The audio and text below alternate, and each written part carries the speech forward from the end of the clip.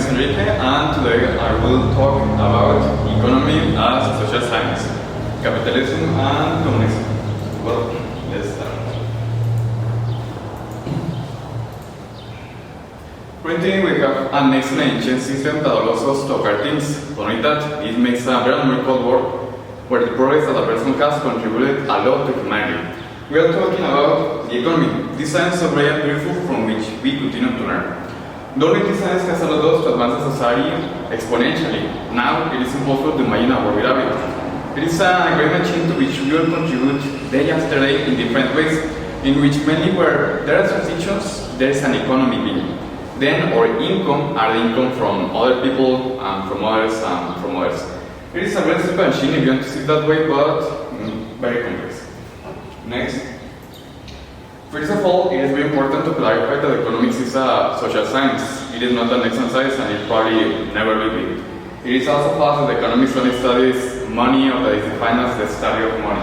This is an idea that many people have. Actually, economics is a social science because it is with the study of human beings, their nature, their activities, their institutions, and their behavior, determining the best ways to manage resources and achieve the common good. But it also provides an expanded social perspective of relationships and exchange, and logical reasoning applicable in different areas. Next, throughout history, each society has had to decide what mechanisms it should adopt to adequately face its economic problems and seek solutions as set by its population. For this reason, the so-called economic systems have emerged, which are nothing more than different ways of organizing a society with the aim of solving its basic economic problems, like what to produce, how to produce, who to produce for. As we can imagine, there have been many theories that have arisen on which economic system is more effective or on which form of organization is better for the society. This debate is still going today, and we can find economists who defend one position and economists who defend the opposite. Well, then for this presentation, I will focus only on two very popular systems in the world for managing the economy, normally of a country. I am talking about capitalism and communism. So, capitalism is an economic system based on which the means of production must be privately owned. The market serves as a mechanism to locate scarce resources efficiently, and capital serves as a source to generate wealth.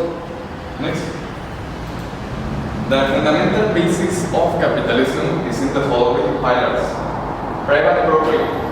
Both companies and families own assets of all kinds, tangible, intangible, and money. Selfishness. Everyone acts in pursuit of their own interests, and it is understood that this selfish act makes the economic work efficiently and healthy, making it possible for everyone to achieve their goals.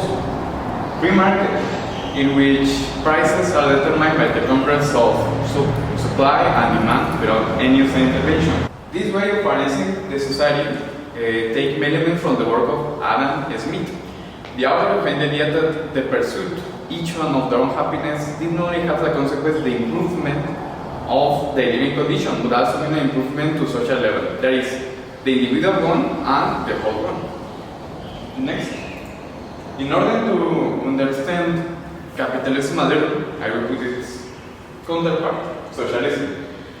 In capitalism, we basically strive to survive in a system of public policies, social services, and income distribution through income taxes.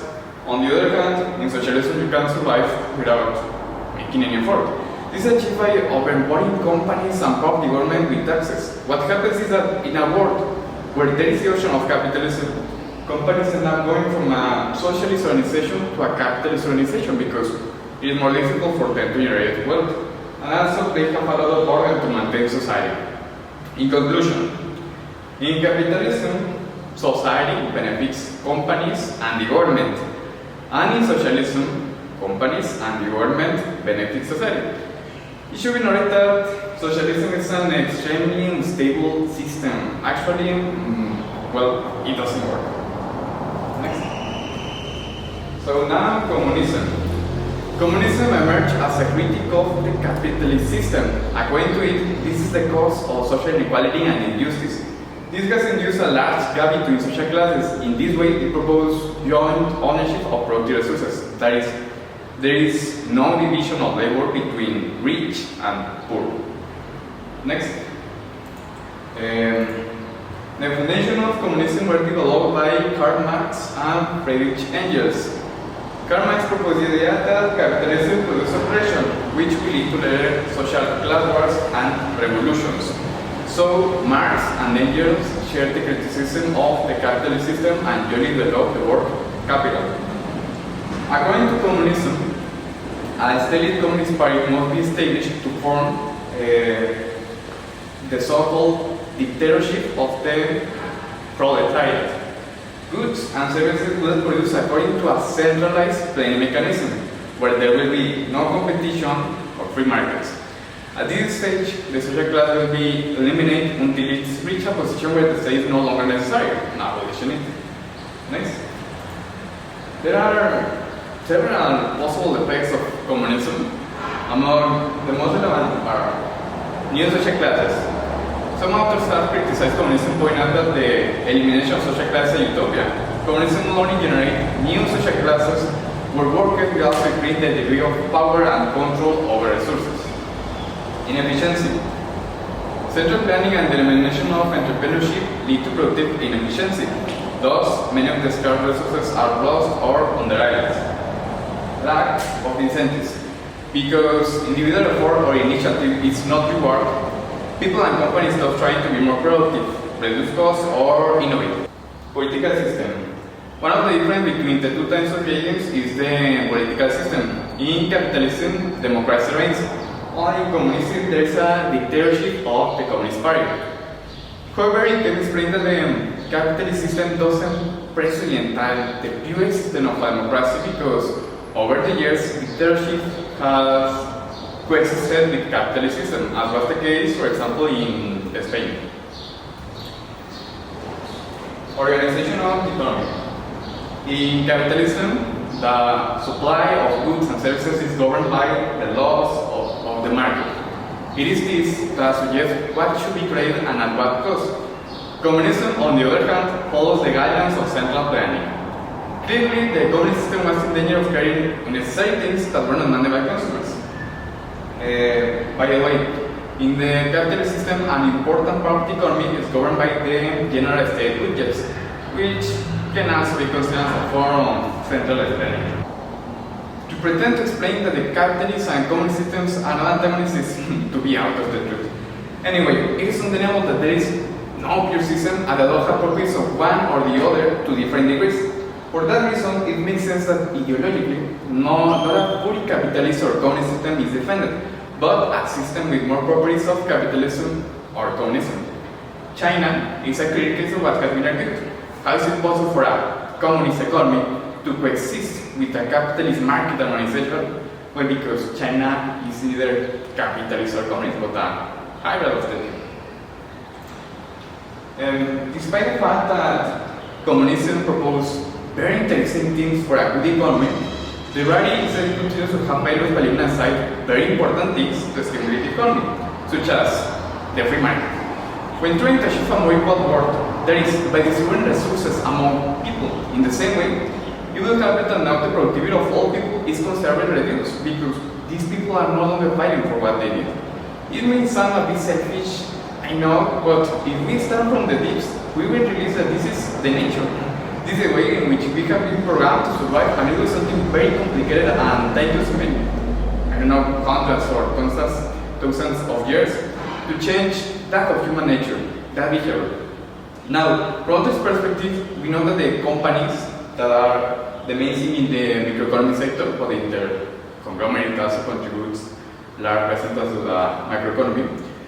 For companies, it is very difficult to grow in a communist economy, and more in a socialist economy. In fact, there are the companies regularly because many responsibilities of the population are paid by them. Well, in a communist economy, the free market begins to disappear. The free trade effects for companies, people, and the basis of the economy in general. Next. And also, many of the main sectors, now the government controls them because, of course, they want to distribute the resources, which means fewer companies, less organization, less money flow, fewer transactions. among other things. Next. Now, let's talk quickly about capitalism and why it's one of the most solid systems in the economy. As the main advantage we have that this system creates wealth. Maybe not correlated distributed, but it creates wealth. Americans say that there is a lot poverty every time we are poor. There are actually people who believe that there is more poverty today than 20, 50 or 100 years ago. Let's look at this graph. Next. At the global level, the scope of poverty has gone from the levels of 89% that were recorded in 1820 to rates below 20%. In fact, in 2017, it was recorded that the percentage of poverty was 9%.